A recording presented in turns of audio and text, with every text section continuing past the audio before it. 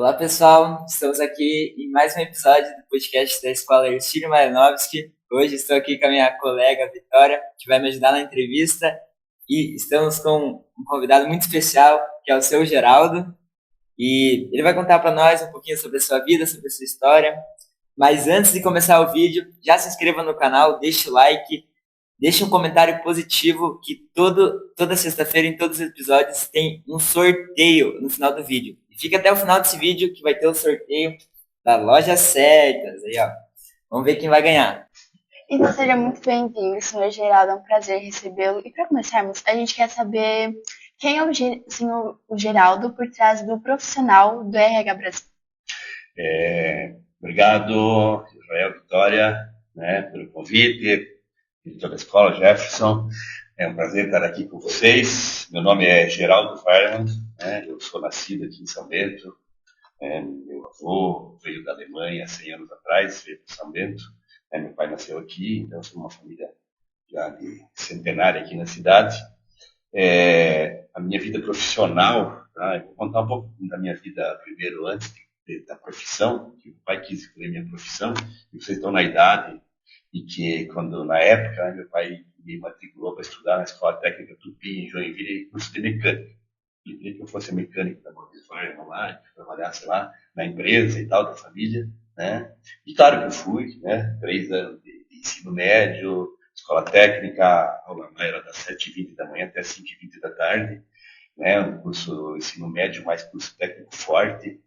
E depois disso eu optei por fazer engenharia mecânica, tinha feito mecânica, e eu fiz o vestibular de engenharia mecânica na Federal, lá em Florianópolis, e acabei não conseguindo lugar êxito, passei em administração de empresas, minha segunda opção.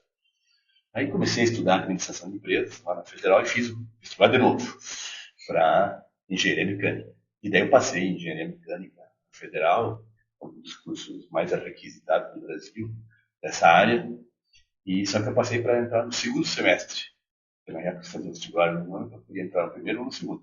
Os primeiros 40 entravam no começo, os outros que, né, mas era tipo assim, 15 por 1 mais ou menos o concurso lá na época. 15 alunos por vaga para conseguir entrar na faculdade federal. E o que aconteceu? Eu estava aqui de folga e tal, meio ano, e um amigo meu me convidou para eu dar aulas lá no Colégio Celso Ramos, porque eu estava de folga e tal, e eu acabei aceitando o desafio de ser professor, coisa que com 18, 19 anos de idade não é tão fácil assim, né? Mas eu comecei a dar aula de ciências, né, de quinta a oitava, sexta, nona. E quando chegou no mês de julho, na hora de ir para Florianópolis, eu fui para lá, meu irmão já estudava lá, levei minhas trouxas lá no apartamento que tinha e tal. E quando chegou em agosto, eu falei, não vou mais estudar.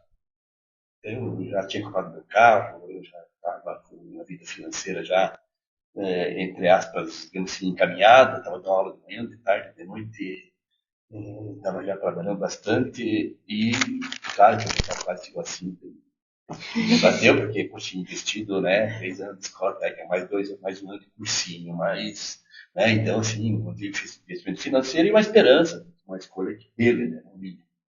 Então, só contar essa história para mostrar assim, que nessa idade, às vezes, a gente não vai conseguir escolher uma profissão e que ela vai acontecer com o andar da carruagem, que a gente não precisa se preocupar com isso, não precisa ficar queimando o cabelo aí porque não sei o que fazer na vida ainda, então, que isso vai acontecer com o tempo. Então, eu queria dar esse recado de como começou a minha vida profissional. Aí eu comecei a dar aula ali no Celso Ramos, e depois, logo em seguida, já quando eu resolvi ficar dando aula, já fui lá para o Frederico Federer, lá em Serra Alta também. Então, dava aula e depois comecei a dar aula no Colégio São Bento. Né? Então, gostava muito de dar aula e tal.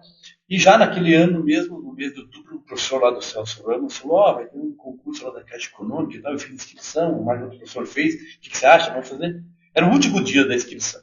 Né? A Caixa Econômica era uma salinha desse tamanho assim, lá no centro de São Bento. E lá fui eu no último dia, cheguei atrasado, já tinha fechado a porta da agência, e perguntei se podia fazer a inscrição ainda. Autorizaram, fiz a inscrição para o concurso. E daí passaram uma caderneta do que caía na prova. Era matemática, português e serviços bancários. Né? Essa era a prova. Aconteceu em janeiro do ano seguinte, né? De 1982. E Eu estava na praia, né, que foca bastante ali, né? Janeiro, fevereiro, quando eu cheguei ali pelo dia 10 de fevereiro, meu pai veio lá no Saga, tinha casa lá. Ele falou, ó, ligaram lá da Caixa que você passou naquela prova que você fez, né? Daí, depois eu fui ver, eu passei em terceiro lugar no estado do concurso. Tanto é que eu gabaritei a prova de matemática. Assim, 50 perguntas, eu acertei 50. Era o meu tipo de estudar 3 anos de matemática forte e tal, tava bombando. E aí ele chegou lá na praia e falou assim, ah, você não quer... quanto você vai ganhar lá na Caixa? Hoje seria assim, tipo, uns 4 mil, mais ou menos, o salário que começa. Daí ele falou, eu te pago o dobro pra você trabalhar comigo. Daí eu falei, pai, não. Nós somos em 8 irmãos, vocês eram 12 irmãos, é muito herdeiro para um negócio só. Né? E meu avô começou a empresa de imóveis Varmo com um irmão dele. Né? Então, assim, meu avô teve 12 filhos e o irmão do meu avô teve 7. Então já eram 19 herdeiros, né, da primeira geração. Meu avô teve 12 filhos e deu 48 netos. Eu era um dos 48 que tinha metade da empresa. Então tinha lá 1%. Né? Aí eu falei, não vou me meter nesse negócio aí porque eu sou da paz. Né? Esse negócio, mas deu tudo certo, hoje existe, tá tudo certo, ninguém brigou. Mas nem fui eu que também estava lá no meio. E fui tocar a minha vida, fui para a Caixa Econômica, fiz uma carreira bem exitosa, cresci muito rápido. Né? Quando, 10 anos depois, em 92, eu fui para gerente de Caixa lá em Joinville, de negócios. E daí, 3 anos depois, eu voltei para São Bento como gerente geral da Caixa Econômica aqui em São Bento. E aí eles ofereceram, tinha uns programas de incentivo à demissão, eu já tinha atingido o posto máximo que eu podia ser promovido dentro da Caixa. Eu já era gerente, já era, só que eu tinha 40 anos de idade, isso. E daí eu resolvi sair. Eu vou sair, porque eu quero mais, né? Ser funcionário, você vai para o tal. Mas eu não sabia o que fazer, porque eu tinha uma semana para decidir se eu saía ou não. Aí você imagina, eu tinha 2 filhos pequenos, eu tinha um salário muito bom, né? Um salário de gerente, tinha uma vida bem estável, tinha casa própria, tinha tudo, toda uma estrutura. E daí eu saí, e lá em Joinville eu tinha entrado no Rotary, né? Que aqui em São Paulo eu já participava, depois eu conto a história do Rotary. E uma pessoa foi um dia numa reunião lá do Rotary e ele era diretor do Banco Safra. E daí a gente se conheceu e falou assim, um dia sair da Caixa, fala comigo. Aí eu liguei para ele e tal. E ele marcou uma reunião lá em São Paulo, na diretoria do banco, né? Saindo da Caixa e tal. E antes de eu sair da Caixa, já tinha 30 dias de vida, daí eles já me contrataram. Né? O Banco Safra, fui gerente do Banco Safra lá em Joinville. Então, saí de um banco, fui para outro banco. Mas daí eu estava querendo empreender, começar o meu negócio, começar a minha vida profissional com o meu negócio, não, né, com o dos outros, porque os outros eu estava na Caixa Econômica, né, fui crescendo junto e daí eu estava no Banco Safra, a gente fez uma boa carreira lá, consegui abrir muito cliente aqui em São Bento também, lá em Joinville também. E daí uma funcionária do Banco Safra, o marido dela trabalhava na Rega Brasil, lá em Joinville, comercial. E daí ele disse, ó, pareceu uma vaga bem legal e acho que tinha o teu perfil a ser diretor de uma empresa lá em Joinville. Eu fui fazer entrevista lá na Vega Brasil com o dono da Vega Brasil, o psicólogo que começou a empresa, começou em Joinville. Aí, 2 dias depois, ele me chamou de volta e falou, está aprovado lá para aquela vaga, eu posso apresentar o currículo para essa empresa, para ser diretor comercial de uma empresa grande, que tem, até hoje tem filial aqui em São Bento. E aí, só que ele falou, quero uma outra proposta para você. Eu quero que você abra a RH Brasil em São Bento. O dono da RH Brasil me entrevistou, ele me ofereceu. Eu falei, mas eu não sei o que vocês fazem aqui, eu nunca tinha vindo uma vez de emprego, vim porque, né, eu chamo de convidou e tal, era esposa de uma funcionária do Banco Safra. Daí eu falei, mas é o seguinte, então, eu vou marcar 3 empresas lá em São Paulo para visitar, e daí o Alexandre, que era o comercial da RH, veio junto, eu não sabia o que falar, né, só arrumei as visitas para ele.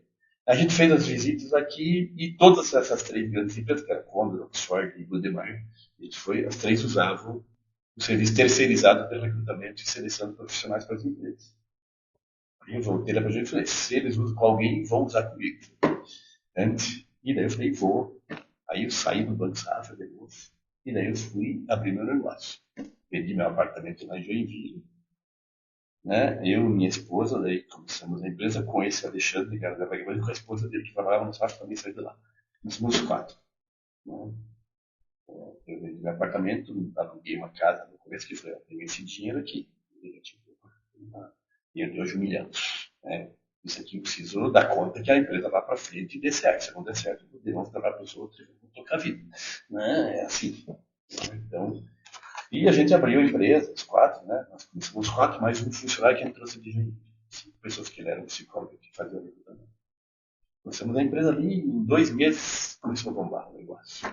Crescer, quando tem mais um, tal. Né? A gente estava lá na Rua Dom Pedro, onde fica a rodoviária, começamos ali, até um prédio razoavelmente grande, depois a gente cresceu um bocado. Chegou a ter uns 10 funcionários lá. Né? E daí a gente mudou depois para um outro prédio bem no centro da cidade, grande, né? A gente chegou a ter 25 funcionários no escritório. E a gente contrata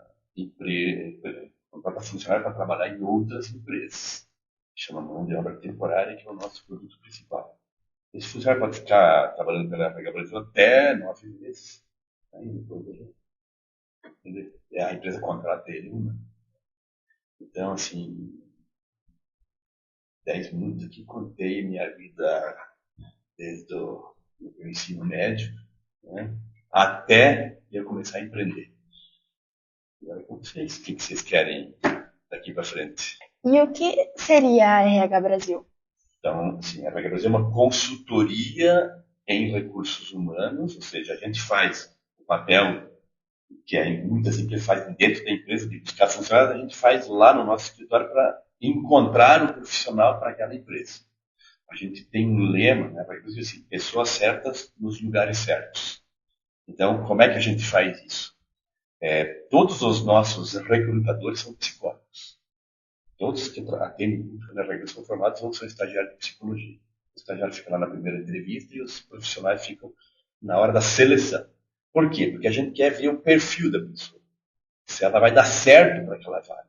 Sabe? Porque tem gente que diz, qualquer coisa serve. Mas não existe qualquer coisa serve. Sabe?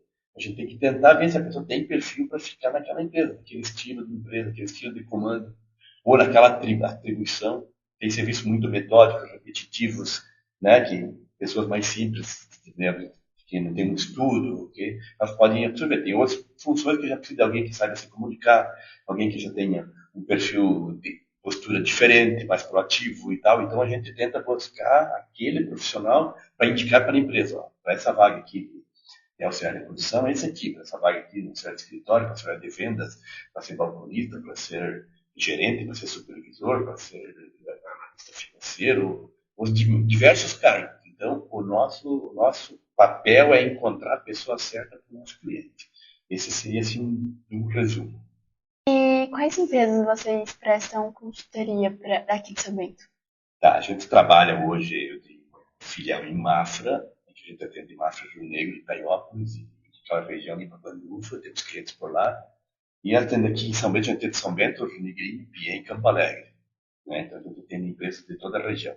Nosso maior cliente é a PKC Cables, que agora chama-se Maderson, né? Que na verdade é a maior empresa aqui do Planalto Norte em número de funcionários. Tem mais de 3 mil funcionários.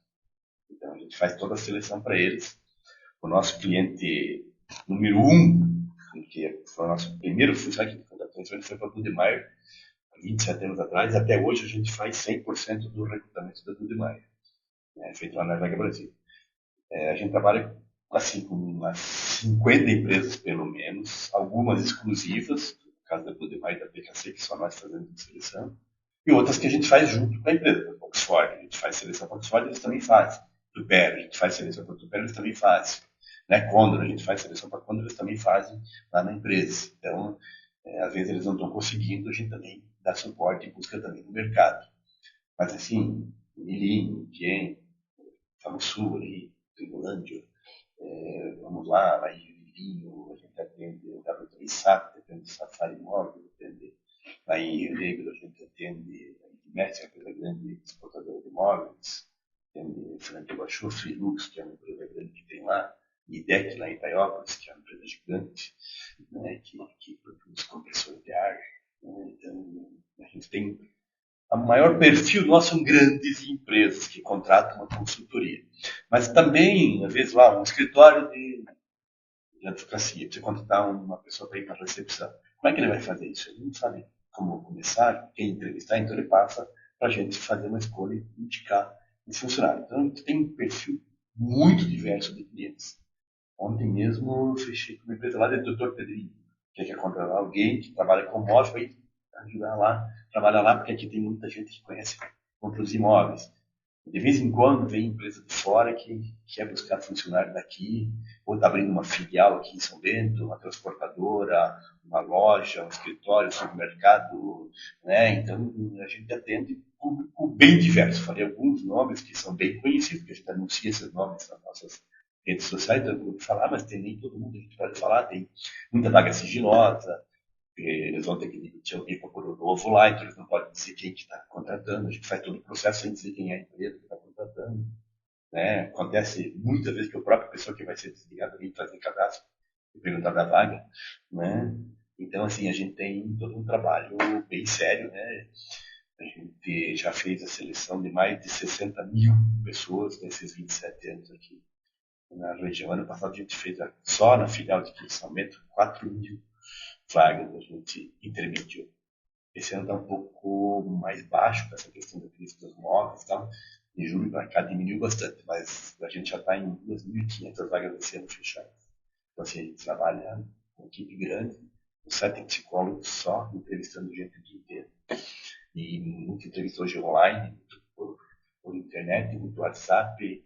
A gente com esses contatos iniciais, né, faz redes sociais, faz as divulgações, as pessoas entram, querem participar, a gente já faz uma análise do currículo primeiro, para ver se tem as habilidades que o cliente está pedindo, para depois ir para uma outra etapa de entrevista, depois a etapa de testes psicotécnicos para confirmar se a pessoa tem aquelas habilidades que o cliente quer. Então é um trabalho bem sério assim, que a gente faz, por isso que a gente tem uma carreira sólida aqui. Né? Hoje meu filho trabalha comigo já é diretor de empresa, estou me aposentando quase, estou passando mais para ele, minha esposa já parou de trabalhar também na empresa, então a gente vai, né, ficando mais tempo jovem, sabe como é que é, né? Daí a gente tem que ir passando por mais jovens aí. E você falou sobre crise. Minha próxima pergunta já ia ser sobre esse assunto.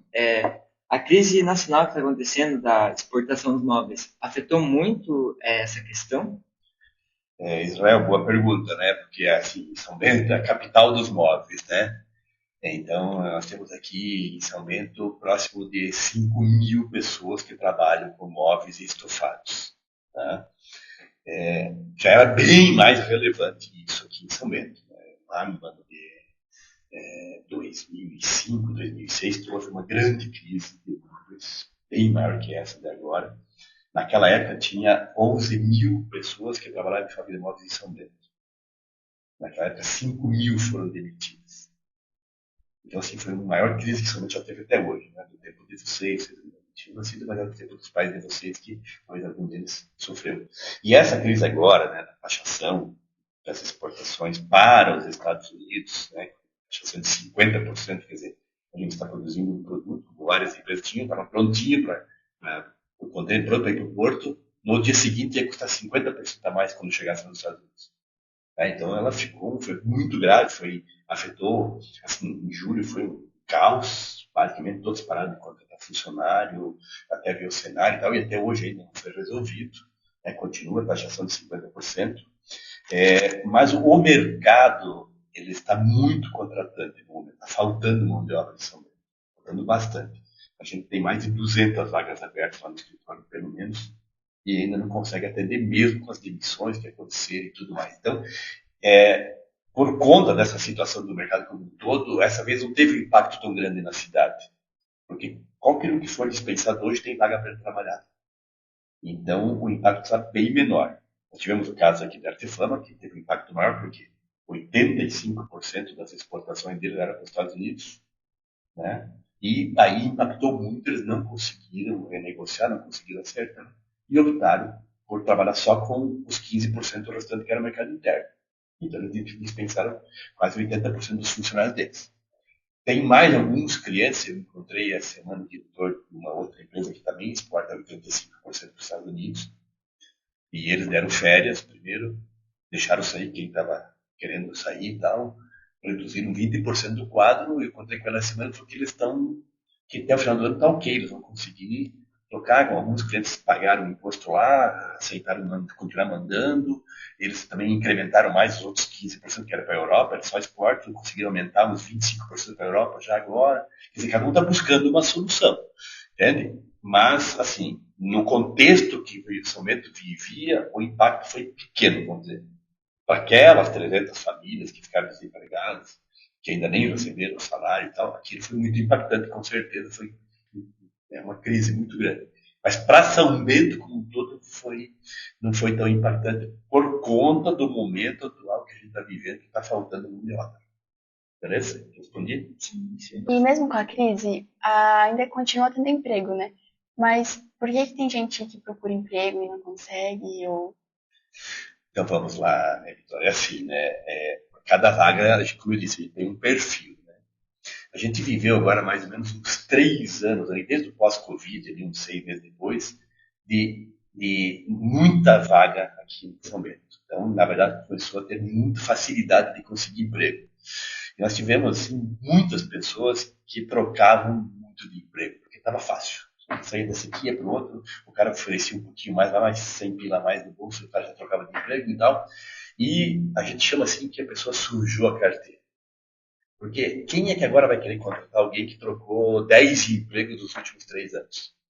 Por que eu vou contratar essa pessoa? Se ele trocou 10, ele também não vai ficar comigo. Se ele não for com ninguém. Né? Então, houve uma exigência maior da maioria das empresas quando começou a ter um pouco de mão de obra e começou a excluir aquelas pessoas que acabaram sujando o seu currículo. Então, assim, eu não digo que a gente tem que pegar um emprego e ficar o resto da vida. Eu contei minha história, eu não fiquei o resto da vida no emprego. Fui buscar oportunidade. Mas quando eu fiquei 15 anos na Caixa Econômica, eu trabalhei 15 anos com toda a dedicação que podia. Eu não faltei nenhum dia em 15 anos no meu emprego. Entende? E eu cresci e fui até o topo da carreira, que fui ser gerente. Né? Aí eu resolvi que eu queria empreender. Ok? Mas eu tinha base, tinha conhecimento, tinha um pouco de capital financeiro para poder começar a minha vida de empreendedor. Né? Antes disso eu já tinha tentado empreender. Eu tinha aberto uma loja de som de carro quando eu tinha 18 anos, porque eu gostava de som de carro. Né? Tinha uma sonzeira no meu carro, uma bateria, então eu abri uma loja. Eu acho que gastei todo o dinheiro que eu fazia do meu carro, provavelmente. E daí não deu certo o negócio. Né? Depois, quando eu era professor, eles fazem uma livraria, também comecei a empreender e tal, abri uma filial até no centro. Eu sempre fui, assim, bem trabalhador, sabe? Né? De tarde, sábado, eu ia para Curitiba com o meu carro, buscar livro, material para papelaria, estoque, né? E às vezes ia até São Paulo, sexta de noite, pegava ônibus, ia para lá buscar material para vir para botar na papelaria. Quer dizer, a gente, né, dinheiro não brota em árvore, vem do suar, não tem jeito. Ganha mais quem trabalha mais. Essa é uma regra básica da vida. Sabe? Então, não. Claro que tem que ter a inteligência, tem que ter a perspicácia, tem que ter, mas tem que ser dedicado. Hoje ainda eu li do CEO da TOTUS. A TOTUS é a maior empresa de tecnologia do Brasil, de software. Né? Ele começa às 4h30 da manhã, ele levanta todo dia, por coincidência livre, né? 4h30 ele levanta, vai fazer o exercício físico dele, vai se atualizar das notícias e tal, para estar pleno 7h30 na empresa para trabalhar. E nunca sai das 7 da noite. Então, assim, o cara dedica, já disse, né? Antes ali. Vocês agora, por exemplo, 14, 15 anos, estão entrando na fase da vida, né? Ser menor aprendiz, de repente, vai começar a trabalhar. Mas vamos lá, com 18 anos, a gente vai trabalhar, a gente vai dedicar as melhores horas do nosso dia, os melhores anos da nossa vida, para trabalhar, para poder fazer o nosso pé de meia, para poder servir a sociedade e para você ter um bem-estar, para você, para tua família e tudo mais. Tem que botar isso na cabeça que essa é a vida. Quem fica teimando que isso não é isso que vai dar certo, ele não vai dar certo. Tem que entender que essa é a natureza. Sabe? A natureza é. Provavelmente a gente fica maduro, a gente vai trabalhar e depois a gente vai poder envelhecer sossegado com uma boa base, poder ter uma vida mais tranquilo. Se a pessoa não quiser entender, não quiser fazer jogar o jogo, é muito difícil dar certo. Entende? Então, isso é uma lógica da vida. Mas voltando aqui, né? Você falou assim, por que que... Então, não é só essa questão do currículo, né? Perfis, a São Bento está sendo muito industrial, sabe? O trabalho na indústria é um trabalho repetitivo e talvez monótono. E essa nossa geração Z, né, que vocês fazem parte, eu estou estudando bastante sobre isso, né, assim, ela tem muita ansiedade, ela foi criada já com os meios digitais, que tem uma facilidade de a gente encontrar as respostas. Né? Vamos lá para o meu tempo, né? Então, lá em casa a gente tinha uma enciclopédia chamada Conhecer. Depois o pai comprou uma Barça. Então, quando vinha no trabalho da escola, a gente ia pegar um livro, né? 20 livros, assim, para dar uma enciclopédia. Desse tamanho, assim, que era, meu Deus, 50 quilos de livro. Né? Então, vinha um tema na escola para a gente fazer um trabalho. A gente pegava aquela enciclopédia, abria naquele tema, lia aquilo, tipo, 10 páginas sobre aquele tema. Daí, pegava um papel ao maço, né? Escrevia todo um resumo escrito à mão. Não tinha máquina, não tinha computador, não tinha nada. Então, assim, eu tinha que ler 10 páginas para escrever 2, né? E daí, para depois reler aquilo, fazer um trabalho mais bonito, fazer uma caligrafia melhor, para daí entregar para o professor para ganhar uma nota.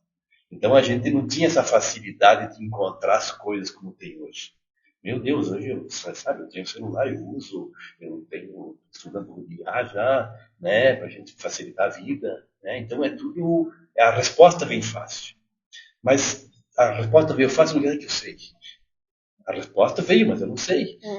Entende? Quando a gente fazia um trabalho mais metódico, a gente, né, porque eu fazia leitura, eu fazia escrita, né, o professor estava, né, então eu gravava muito mais conteúdo na minha cabeça. Então eu falei, a gente tem hoje as pessoas com muita ansiedade de fazer carreira e crescer na vida. E a verdade é que isso é um processo um pouco mais lento. E esse choque entre o que eu penso e o que eu encontro está dando essa desilusão e as pessoas não ficam no emprego. E daí elas acabam estragando o próximo chance de ela crescer na vida. Eu tenho dito lá para os meus recrutadores, né? Eu sempre funcionava. Esquece ali dos 18 aos 22, 23. Sabe? Ali ele estava na adolescência, ele estava imaturo. Vamos ver o que a cabeça dele tem. Vamos dar uma, por exemplo, daqui para frente. Se a gente ficar filtrando para trás, sobra pouco. Assim, a grande maioria das pessoas que vêm procurar emprego operacional, auxiliar de produção lá na Época do Brasil, por exemplo, com 22, 23 anos, tem mais de 10 empregos. Sabe? Mas o que eu digo assim, a gente tem que dar uma oportunidade, porque a maturidade hoje ela chega mais tarde. Né? Eu, com 14 anos, eu morava fora, estudava fora, né? Eu pegava ônibus para ir para a escola lá em Joinville, né? Tudo sozinho, eu pegava ônibus para voltar para cima, eu vinha de carona, ia para a estrada de carona para economizar o dinheiro da passagem. Entende? Então, assim, a gente já era adulto com 14 anos. Soltava e acabou-se. Sabe? Hoje em dia, você sabe, atrasou tudo. Hoje o adolescente vai até uns 25. Naquele tempo era com 15 anos. Né, a gente já virava e passava para adulto e pronto, a responsabilidade vinha junto. Então, né, essa questão toda cultural que acontece, nem sempre o empresário, o chefe está conseguindo acompanhar. Esse choque de gerações está atrapalhando bastante. Então, tem empresas que têm mais dificuldade de se adaptar a essa geração que está chegando. Tem a geração que tem mais dificuldade de se adaptar para o mercado de trabalho. Mas eu volto a dizer assim, né? Porque para dar conselho, né? Eu já posso, já tenho 67 anos, já trabalho mais de 50, então eu já consigo me achar no direito de poder aconselhar alguém, né? Então, assim, eu digo para o jovem, ó, tenha paciência. Experimentar, ok, mas experimentar uma semana não dá para tirar juízo. Entende? Fica pelo menos um meio ano no teu emprego para depois você não, realmente. Sabe? Não dá tempo nem de você conhecer o que é, não deu tempo de você mostrar seus valores, não deu tempo de saber se é bom ou ruim. É claro que é muito pior eu ir para trabalhar às 7 da manhã do que eu ficar em casa descansando do ponto de vista da lógica, né? Ok? Mas se você pensar assim, poxa, eu quero ter uma condição de comprar um carro bacana para mim. Eu quero ter uma condição de comprar uma casa, eu quero comprar um tênis legal para mim, Ok, eu tenho que também me dedicar um pouco para acontecer isso, não vai cair do céu. Então, tenha essa paciência, se dedique, vale a pena. Entende? Eu sei por experiência minha, eu fiquei 15 anos na Caixa Econômica, me dediquei. Cara, olha, assim, é até vergonhoso falar. Minha esposa me ligou, né? Estava grávida, era dia 23 de dezembro. Eu estava trabalhando, tinha uma filha pequena na Caixa, não sabia para onde ir. O gerente já tinha viajado, eu estava supervisor, eu fiquei com a chave da agência e tal. Ela ligou, acho que estourou a bolsa. Eu falei, você consegue ir dirigindo para o hospital, que eu já chego lá? Ah, tranquilo. Foi para o hospital. Cheguei lá, ela já tinha entrado para a sala de parto, ela não me viu nele. Aí fiquei esperando, o médico falou, tudo certo, nasceu o filho. É homem, não sei lá, não tinha nem só isso, não tinha essa coisa de ultrassom, não tinha nada. Né? Que é o Gabriel, que é o meu sócio hoje na empresa. Então, assim, aí eu voltei para a Caixa Econômica. Às 9 da noite consegui sair do serviço, daí fui para o hospital ficar com ela. E dia 24 eu fui para trabalhar para a minha agência do mundo, em dezembro, que eu abri das 11. E eu não tenho vergonha de contar isso. Parece que, vergonha de contar. Não é que não tenho atenção. Por exemplo, a minha primeira filha nasceu, foi a mesma coisa. Minha filha, eu tinha um médico em Curitiba, minha esposa, e daí eu pedi pro sogro ir lá, levar ela, porque ela estava trabalhando. Ele levou minha esposa lá para Curitiba, o médico já vai nascer. Quando eu cheguei lá, já tinha nascido. Não, eu tenho vergonha disso. Não consegui ver nenhum filho meu nascer. Eu estava dentro da Caixa Econômica trabalhando. Tenho vergonha disso? Não tenho vergonha. Estou contando. Eu não contava. Mas estou dizendo que tem que fazer isso? Não, tem que ser também tão exagerado de repente. Mas é uma circunstância, eu não posso abandonar se ele estava ok, estava sob controle. Antes, né? Claro, foi uma coisa. Então eu falei assim, na época, a mesma coisa, a gente começou, eu, minha esposa, meu sócio e a esposa dele, os quatro, nós trabalhávamos lá. Mas atendia, fazia o cadastro, atendia o candidato, ia lá na empresa, levava, não tem, eu já estava, né, eu já era gerente, eu passei a começar do zero de novo. Não tem problema nenhum, tem que ter dedicação e vontade. Claro, sempre vai se preparando, sempre estudando, participando de reuniões, participando de treinamentos, convivendo com a sociedade, entender que a juventude entender o outro lado lá, entender a pessoa mais simples que vem lá e pede, pelo amor de Deus, preciso de emprego, estou passando fome. E ter essa questão da empatia, ter essa questão toda que eu acho que a gente precisa ter, não dá para se isolar, achar que não, eu estou por cima, isso aqui não existe esse negócio de por cima. Entende? Isso é tudo sazonal. Um dia está lá em cima, outro dia você pode. Então é melhor você se dar bem com todo mundo, que é muito melhor para todo mundo. Nossa, pessoal, quanta informação importante a gente aprendeu hoje, mas eu não acredito que vocês ainda não deixaram o like aí. Meu Deus, o que vocês estão perdendo tempo de vocês? Deixa o like aí já, né? Se inscreva no canal também. Comentem, né, também, já vamos aproveitar, né? E, seu Geraldo, fiquei sabendo que você participa do Rotary. Você poderia contar um pouquinho para nós como começou a sua história no Rotary e como você entrou para esse grupo? Beleza, boa pergunta, Israel. E vou ajudar aí, ó, pessoal. Vamos like aí, ó. Quero ver, vou assistir, vou acompanhar, tá bom? Vamos ajudar a escola aqui, os alunos estão interessados em progredir. A Escola de Ensino Marinóis, que é um projeto muito legal. Isso aí já é uma iniciação para a vida profissional. Hoje a vida profissional está muito no digital. Então, aproveitem bem essa oportunidade. Mas vamos lá, Rotary. Eu ingressei, né, na família de Rotary em 1982, lá quando eu entrei na Caixa Econômica. Eu logo em seguida fui convidado por alguns sócios do Rotary para, com um grupo de pessoas, fundar o Rotaract Clube de São Bento do Sul. O Rotaract Clube era um clube de jovens de 18 a 30 anos dentro da estrutura de Rotary, né? Então eu fui um dos fundadores em 1983, né, 42 anos atrás, do Rotaract Clube de São Bento do Sul. Eu fiquei no Rotaract até 92. Em 92 eu fui transferido da Caixa Econômica para Joinville, e daí eu já tinha mais de 30 anos, e daí eu acabei entrando no Rotary lá em Joinville. Né? Então o Rotary Clube lá em Joinville, chama Rotary Clube Joinville Colombo, então foi meu primeiro clube de Rotary. No ano seguinte já fui presidente do Rotary lá em Joinville, porque eu já tinha sido presidente do Rotaract aqui também, né? E 3 anos depois, como eu falei, 4 anos depois, eu voltei para São Bento para abrir a Ervega Brasil, né? E daí eu entrei no Rotary aqui, no Rotary Clube de São Bento do Sul, Cidade dos Móveis, que era o clube que essa turma nossa que estava no Rotary fundou esse Rotary depois. Era uma sucessão, mas eu justamente não estava aqui quando foi fundado esse clube que eu faço parte, né? Então eu participo da família do Rotary há 42 anos, né?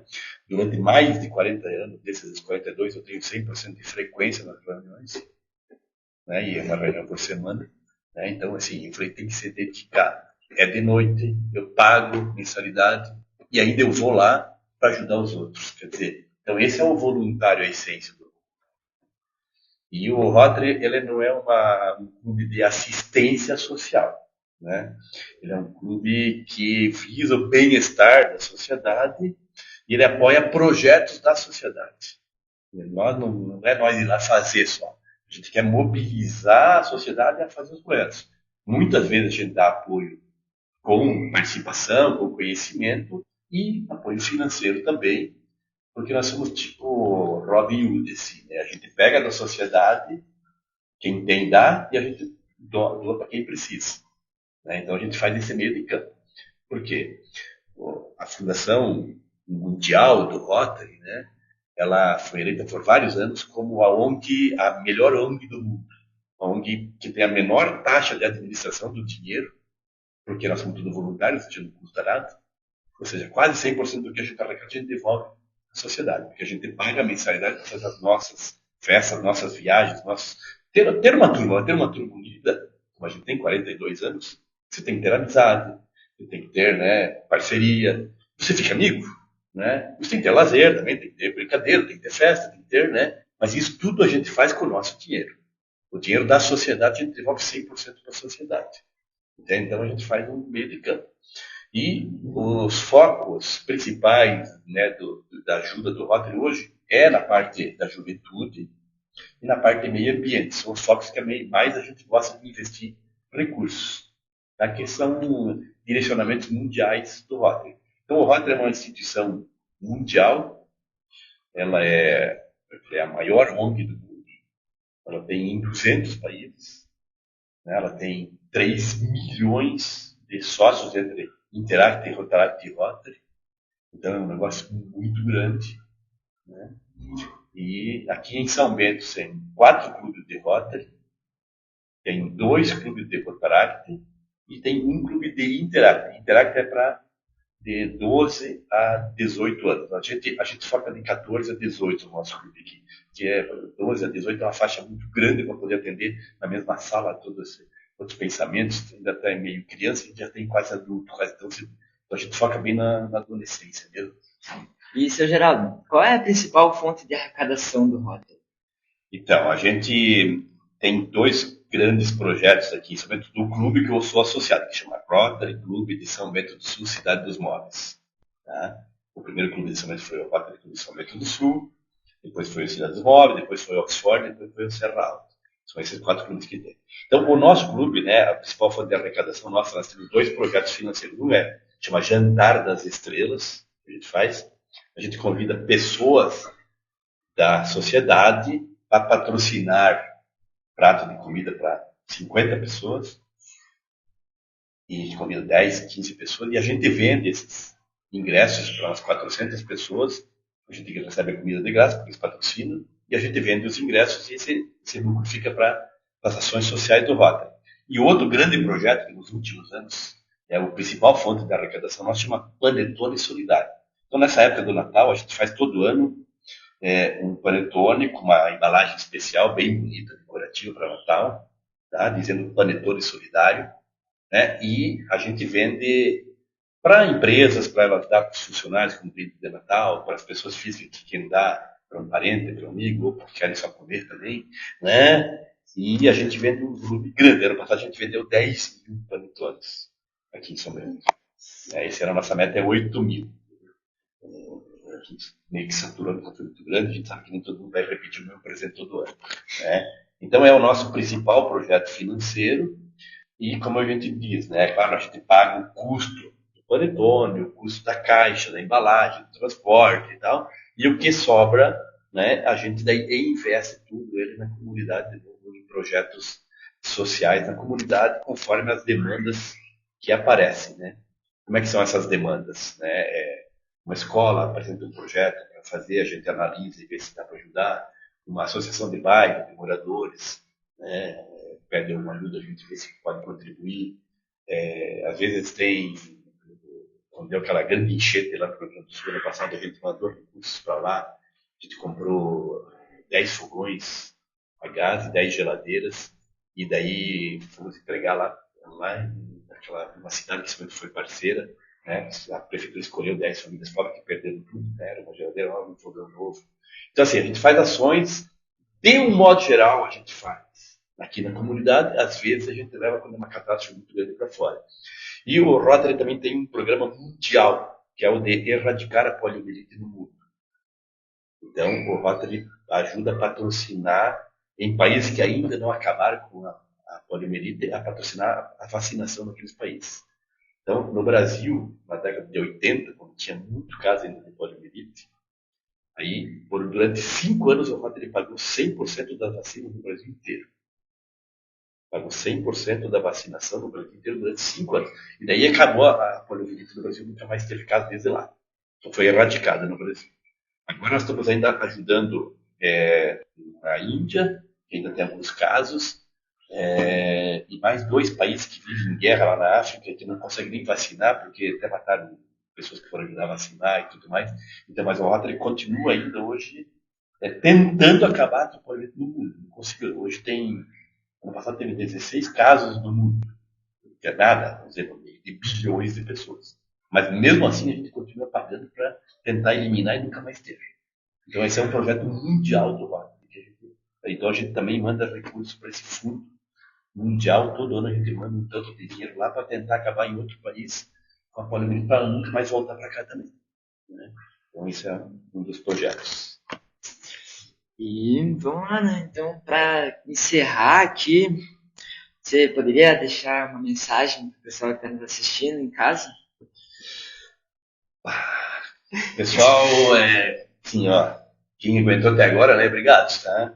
É legal, sabe? Que tenha gente que ainda queira receber conhecimento, que queira conhecer um pouco da vida dos outros, sem ser fofoqueiro, né? Por conhecer sem interesse, né? Então, o recado que eu já dei, acho que durante as minhas palavras, né, na questão profissional da juventude da escola, que agora, de repente, vai poder, por exemplo, quando você terminar aprendiz, pode começar já uma carreira profissional, ou que vai esperar depois de se formar e vai querer trabalhar, né? Assim, persistência, né? Foco, né? E, assim, se não deu certo, não vão desanimar. Eu contei aqui que eu comecei lá com uma profissão, troquei para outra, agora estou na terceira profissão, entende? Não é que não deu certo a outra, não, eu queria tentar um pouco mais, entende? A gente tem que estar sempre querendo mais na vida, ok? Não posso ser desmedido, eu não posso, querer tudo na vida, porque não vai dar certo. Eu tenho que ver até onde eu posso chegar. Quando eu cheguei nesse aqui, agora eu quero dar um próximo passo. Quando eu cheguei nesse, vou dar um próximo passo. Ter essa persistência, mas tem que ter essa paciência. Não vai dar para ficar rico de um dia para o outro. Entende? Eu jogo na loteria até hoje. Mas só paguei dinheiro, nunca ganhei nada. Mas não faz mal.